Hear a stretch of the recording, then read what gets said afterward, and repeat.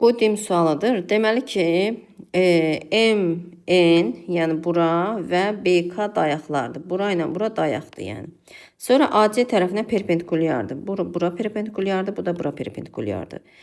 BM bura bir-birinə bərabərdir, qoyub bərabərliyi. AN 30 santimetrdir. Baxın, bu hissə 30 santimetrdir və CN də 10'dur. Burada 10 santimetr.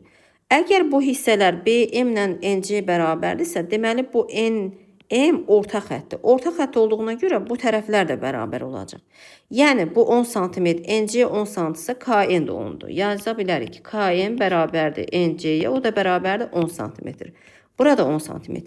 İndi AK-nı tapmaq üçün ümumi 30'dan biz onu çıxmalıyıq. Yazıram AK bərabərdir 30 çıxılsın KN. Yəni 30 çıxılsın 10 bərabərdir 20'yə. Ona bura 20 olacaq. İndi baxın, bu da düzbucaqlı üçbucaqdır da. Düzbucaqlı üçbucaqda hipotenuzuna çəkilən median AC hipotenuzdur. Ümumi hipotenuza 40 oldu. Hipotenuza çəkilən median hipotenuzu yarı bölür və onun yarısına bərabərdir.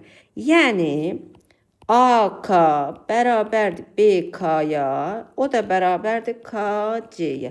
AK-mız nə oldu? 20. Deməli, hamısı bir-birinə bərabər olanda BK-mız da olacaq 20. Bizdən BK-nı istəyir. Cavab 20 olacaq.